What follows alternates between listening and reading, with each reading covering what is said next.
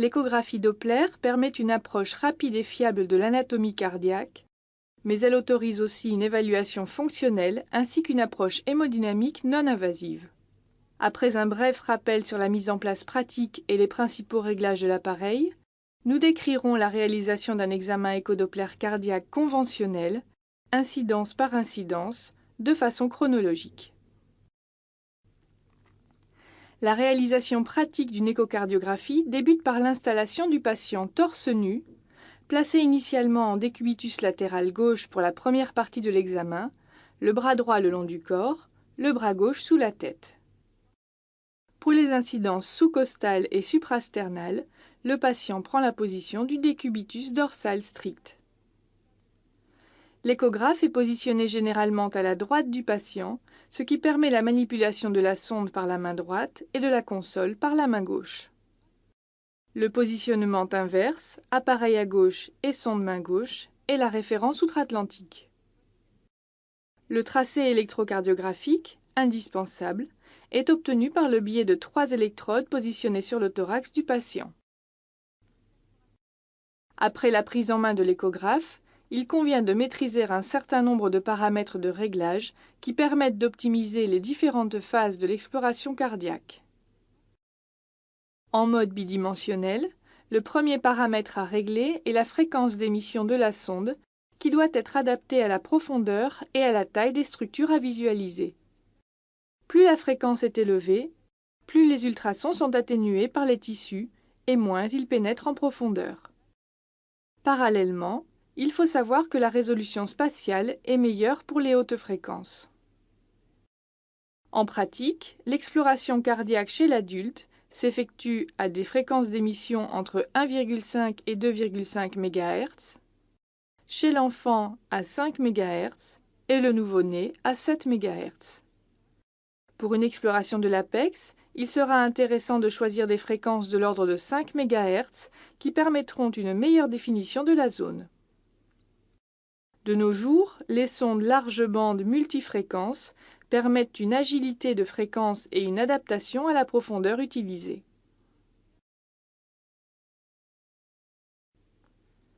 L'imagerie d'harmonique est définie par une réception ultrasonore au double de la fréquence émise.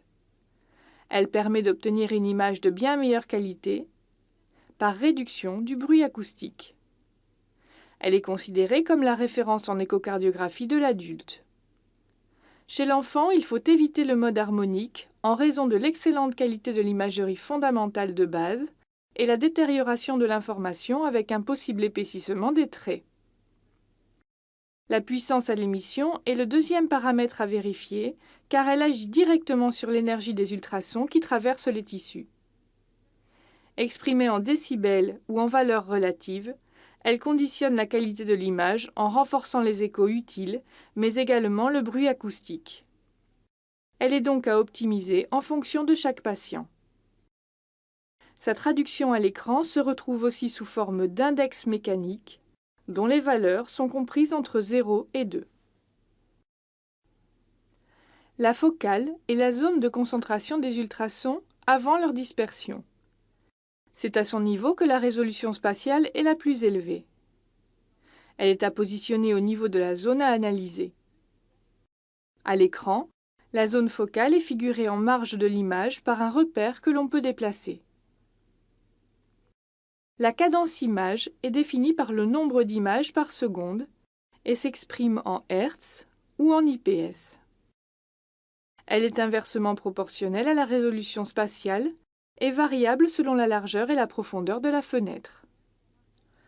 La cadence image est à vérifier et à adapter le cas échéant en fonction de la vitesse de déplacement des structures anatomiques à observer. Par exemple, l'étude fine des mouvements de la valve mitrale s'effectue à cadence image élevée. Le gain global ainsi que les gains en profondeur jouent le rôle d'un amplificateur d'écho réceptionné.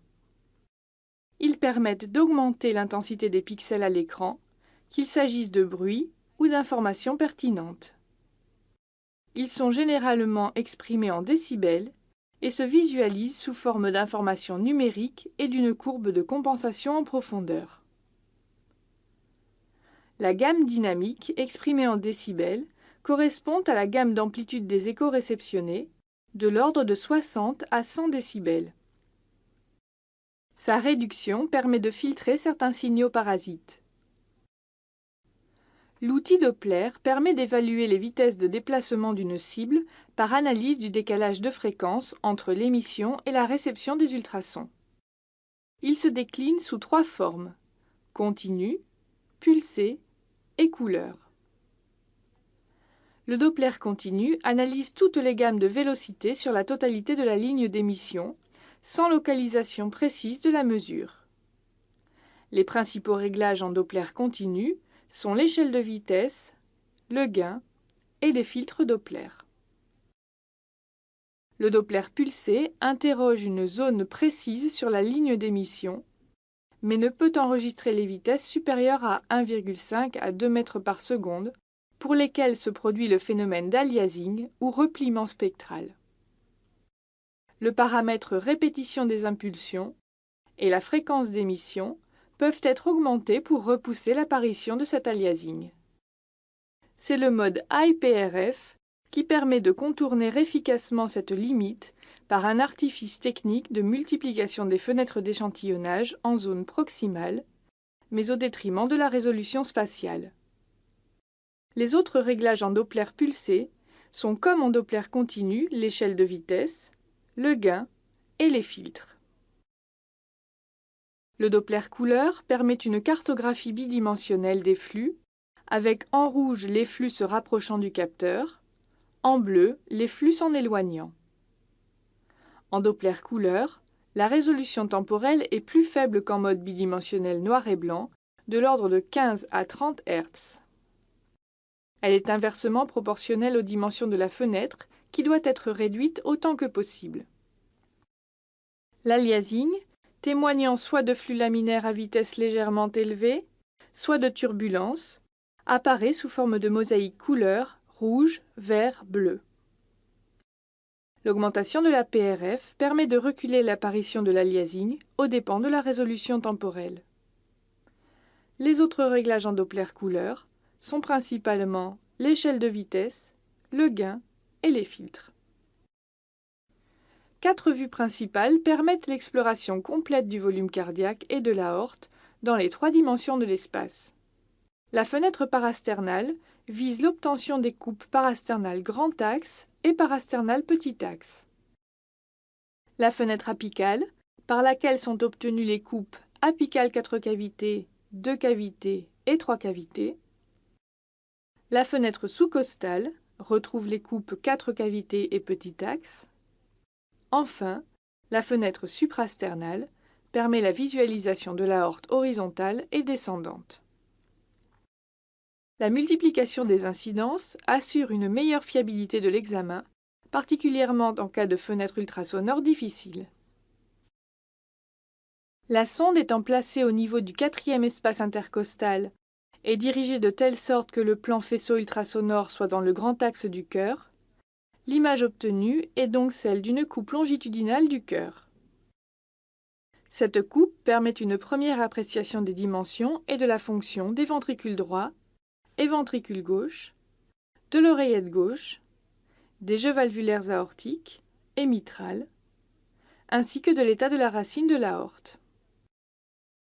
Par ailleurs, pour l'analyse de la contraction segmentaire, la coupe parasternale grand axe identifie successivement les segments inféro-latérobasal et inféro-latéromédian de la nouvelle segmentation et les segments antéro-septobasal et antéro-septomédian.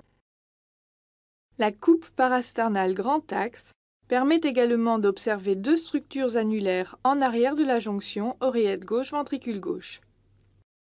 L'aorte thoracique descendante, rétrocardiaque, de 2 cm de diamètre environ, le sinus coronaire, beaucoup plus petit, situé à la jonction OG-VG et qui, en cas de dilatation, doit faire rechercher une veine cave supérieure gauche.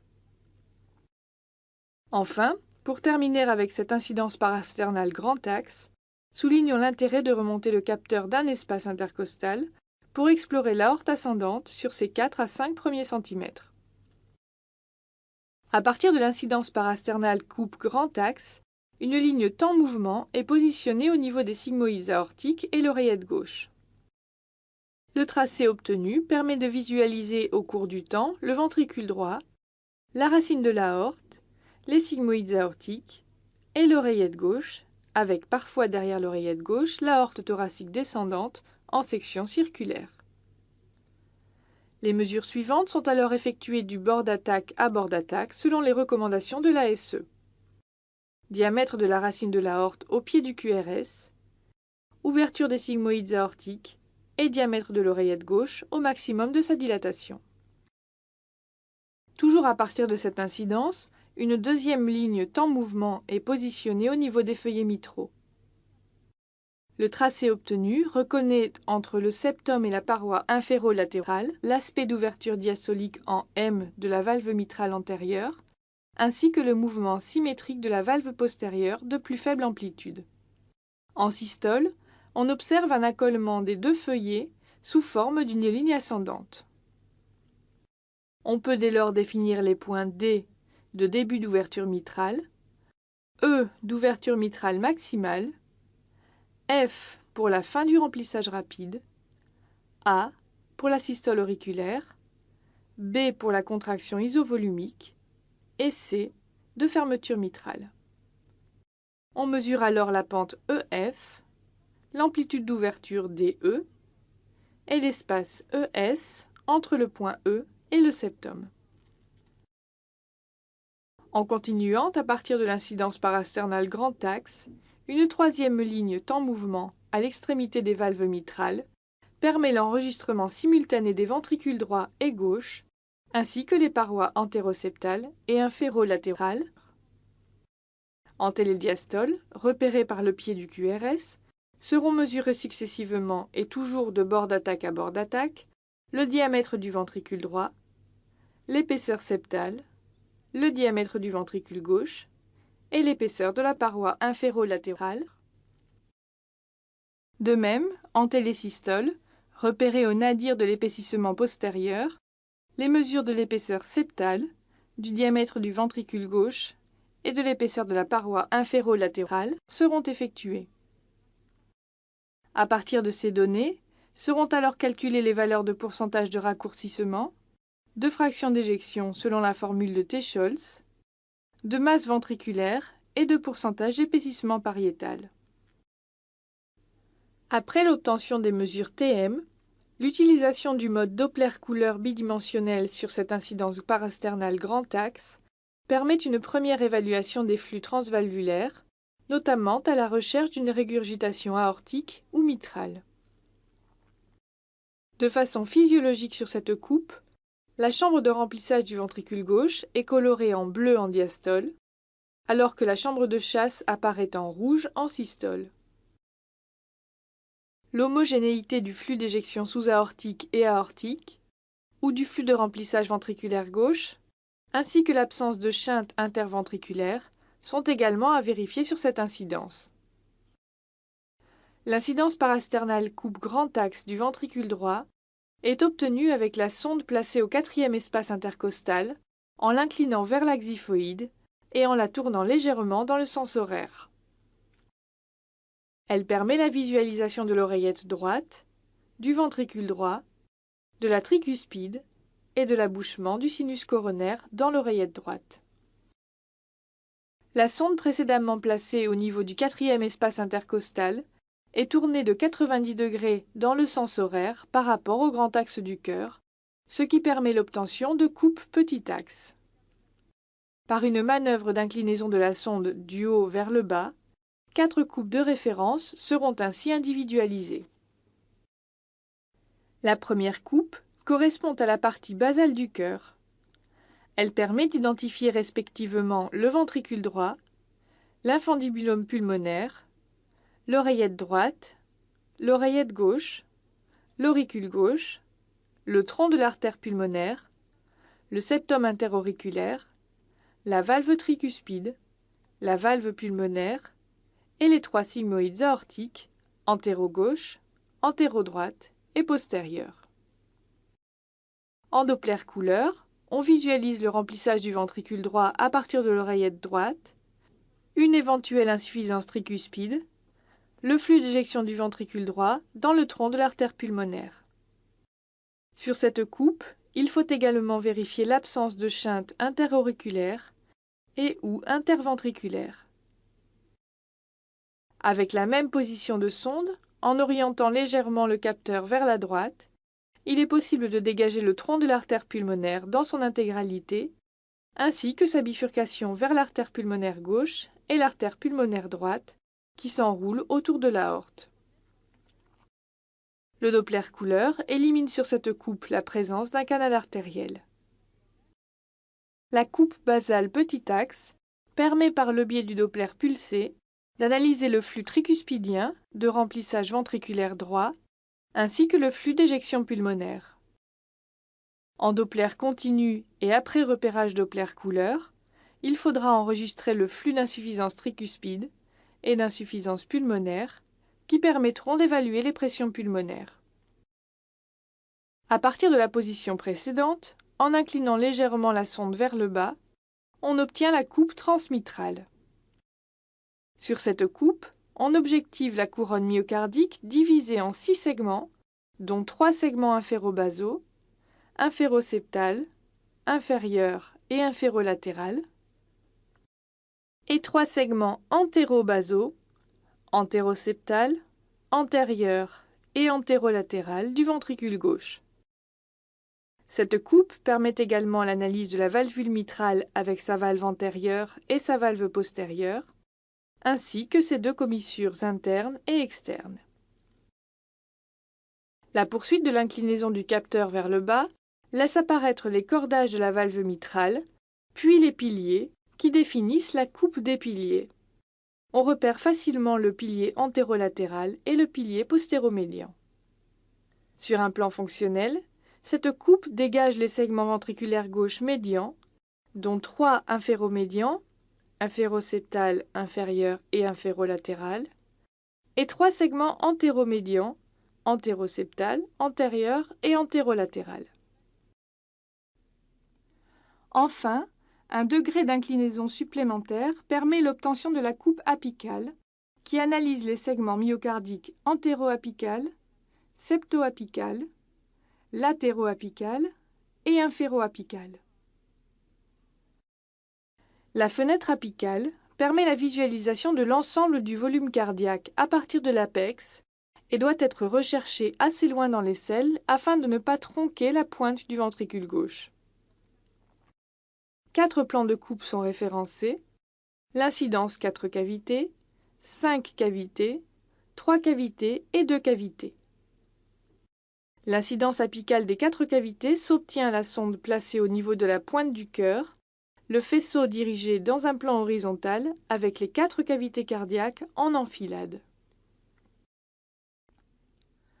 Les structures visualisées à partir de cette incidence apicale des 4 cavités sont respectivement les oreillettes droite et gauche, les ventricules droit et gauche, les valves tricuspides et mitrales, avec les feuillets mitraux antérieurs et postérieurs, les feuillets tricuspidiens antérieurs et septales, le septum interventriculaire et interauriculaire, et de façon inconstante, les veines pulmonaires.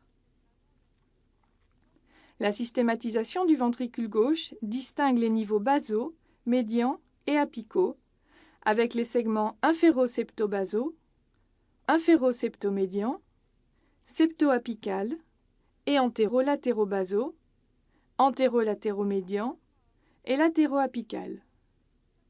La nouvelle segmentation décrit enfin un 17e segment apical. Cette incidence illustre également le décalage physiologique entre les insertions septales de la mitrale et de la tricuspide. Rappelons que la valve dont l'implantation est la plus apicale est toujours la tricuspide. L'incidence apicale des 5 cavités est obtenue à partir de la coupe des 4 cavités en orientant la sonde vers le haut. Cette manœuvre permet de dégager les structures visualisées en apicale 4 cavités, avec en supplément la chambre de chasse du ventricule gauche, l'orifice aortique, avec les sigmoïdes antéro-droite et postérieure. À partir de l'incidence apicale des 4 cavités initiales, une rotation de 45 degrés dans le sens anti-horaire fait apparaître la coupe apicale des 2 cavités, avec l'oreillette gauche, le ventricule gauche et de façon inconstante l'auricule gauche. Pour l'analyse de la contraction segmentaire, on visualise successivement les segments inférobasal, inféromédian, inféroapical et les segments antérobasal, antéromédian et antéroapical, ainsi que le segment apical pur. À partir de l'incidence apicale des 4 cavités initiales, une rotation de 90 degrés à 120 degrés dans le sens anti-horaire permet l'obtention de la coupe apicale des 3 cavités, équivalente de l'incidence parasternale grand axe. Ainsi, on retrouve aisément l'oreillette gauche, le ventricule gauche, l'orifice et la racine aortique, la valve mitrale avec son feuillet antérieur et son feuillet postérieur, ainsi que le pilier postéromédian. Les segments ventriculaires observés sont successivement les segments inféro-latérobasal, inféro-latéromédian, latéro-apical, et les segments antéro-septobasal, antéro-septomédian, septo-apical. Enfin, on retrouve le 17e segment apical. Enfin, en orientant le capteur vers les cavités droites à partir de l'incidence 4 cavités, on visualise plus distinctement le ventricule droit, ce qui permet de juger de sa fonction globale et segmentaire. L'incidence apicale est l'incidence de choix pour réaliser le Doppler, car les ultrasons sont dans l'axe des flux. Le mode Doppler-couleur permet dans un premier temps une analyse de débrouillage des flux intracardiaques, avec notamment la visualisation du flux de remplissage ventriculaire gauche, en rouge-jaune, au travers de la valve mitrale en diastole, et le flux d'éjection systolique, en bleu, de la pointe du ventricule gauche vers la chambre de chasse. On recherchera principalement la présence d'une insuffisance mitrale, d'une insuffisance aortique, d'une accélération du flux intraventriculaire ou encore d'une insuffisance tricuspide. Il faut noter que les microfuites valvulaires pulmonaires et tricuspides sont quasi constantes chez le sujet normal. Au niveau du cœur gauche, elles ne sont pas exceptionnelles et semblent augmenter en fréquence avec l'âge. Elles sont banales en l'absence d'anomalies de texture de la valve. L'incidence apicale 3 et 5 cavités en mode Doppler-couleur permet une visualisation plus précise de la chambre de chasse sous-aortique et de l'orifice aortique. L'outil Doppler permet d'affiner la quantification des flux. Le flux de remplissage transmitral est enregistré en Doppler pulsé au sommet de l'entonnoir mitral à partir de l'incidence apicale 4 cavités. Il est caractérisé par une double composante positive diastolique, avec une onde E de remplissage ventriculaire rapide et une onde A correspondant à la contribution auriculaire. Les pics de vélocité E et A, l'intégrale temps-vitesse ou ITV, obtenue par contourage du spectre Doppler, et le temps de décélération de l'onde E, délai entre le pic et la fin de l'onde E, sont les principales mesures à recueillir systématiquement.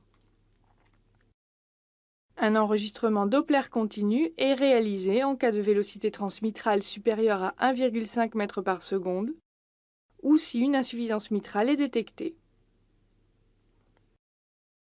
Le flux sous-aortique est enregistré en Doppler pulsé au niveau de la chambre de chasse du ventricule gauche, en positionnant la fenêtre d'échantillonnage 1 cm sous les sigmoïdes aortiques en incidence apicale 3 ou 5 cavités. Il est caractérisé par une onde négative systolique dont il faut mesurer la vélocité maximale et l'ITV. Le flux aortique est enregistré au niveau de l'anneau aortique en Doppler pulsé, mais également en Doppler continu sur une coupe apicale 3 ou 5 cavités. Il apparaît sous forme d'une onde négative, dont il faut recueillir la vélocité maximale et l'ITV. C'est ce flux qui servira pour le calcul du débit cardiaque. L'incidence apicale 4 cavités permet aussi l'étude du flux tricuspidien, en orientant légèrement la coupe vers les cavités droites. Le flux tricuspidien est comme le flux mitral biphasique avec deux composantes, remplissage rapide et contraction auriculaire. L'enregistrement Doppler continu, orienté par le Doppler couleur, recherche un flux de régurgitation tricuspidienne en vue d'une évaluation des pressions droites. Avec l'amélioration de la technologie des sondes et des échographes, l'enregistrement du flux veineux pulmonaire est également accessible en Doppler pulsé après repérage en Doppler couleur, et en particulier à partir de la veine pulmonaire supérieure droite qui s'abouche dans l'oreillette gauche près du septum interauriculaire. 3 ondes sont décrites, une première onde positive systolique S, une deuxième onde positive diastolique D et une onde négative A, correspondant au reflux sanguin dans les veines pulmonaires au cours de la systole auriculaire. La fenêtre sous-costale est obtenue le patient en décubitus dorsal, les genoux fléchis, la sonde placée dans le creux épigastrique. 2 coupes sont principalement analysées, la coupe des 4 cavités et la coupe parasternale petit axe passant par les oreillettes. Sur la coupe des 4 cavités, avec le faisceau orienté vers l'épaule gauche dans un plan frontal, on retrouve facilement derrière le parenchyme hépatique les oreillettes droite et gauche, les ventricules droit et gauche. En cas d'impossibilité de mesurer en mode TM le ventricule gauche à partir de la fenêtre parasternale, cette incidence sous-costale peut être utilisée, mais les diamètres sont cependant légèrement sous-estimés. Sur la coupe petit axe, après rotation du capteur de 90 degrés en sens anti-horaire et en orientant vers le haut et la droite, on visualisait 2 oreillettes, le septum interauriculaire, l'infundibulum pulmonaire et l'aorte ascendante. Cette coupe permet principalement la recherche d'une communication interauriculaire à l'aide du Doppler couleur. Bien entendu, le balayage de la pointe à la base est tout à fait possible en petit axe pour une analyse segmentaire du ventricule gauche. L'incidence sous-costale autorise également l'analyse de l'aorte abdominale jusqu'à la bifurcation. Un geste de balayage, positionnant le faisceau ultrasonore dans le plan sagittal puis transversal, permet d'obtenir les coupes longitudinales et petit axe. Une aorte abdominale normale ne dépasse pas 20 mm de diamètre. La fenêtre sous-costale permet enfin d'apprécier l'état de la veine cave inférieure et des veines sus-hépatiques en orientant le capteur vers la région hépatique.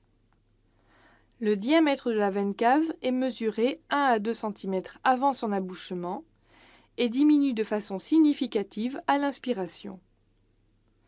Les veines sus-hépatiques sont repérées en Doppler couleur en vue d'une analyse de leur flux en Doppler pulsé.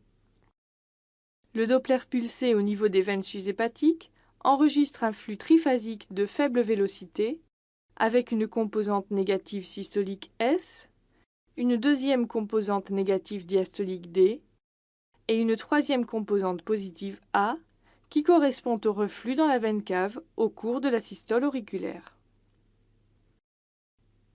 L'exploration échocardiographique se termine avec la fenêtre suprasternale qui est obtenue chez un patient en décubitus dorsal, la sonde placée au niveau du creux susternal avec une obliquité de 30 degrés anti-horaire par rapport au plan frontal.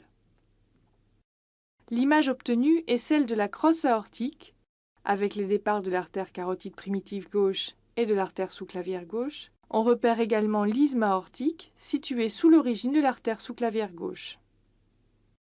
Une rotation anti-horaire de 90 degrés par rapport au plan précédent permet de visualiser la coupe transversale de l'aorte, avec l'aorte horizontale en petit axe, la fin du tronc de l'artère pulmonaire et l'artère pulmonaire droite, et enfin la veine cave supérieure. En conclusion, pour assurer un maximum de fiabilité à l'examen échocardiographique, ce dernier doit être effectué de façon standardisée, systématique et méthodique. La rigueur dans l'obtention des images et dans la réalisation des mesures sont les garants de la reproductibilité des informations recueillies. Ces dernières doivent apparaître clairement sous forme d'un compte-rendu dans lequel le prescripteur doit pouvoir retrouver les éléments principaux de l'examen.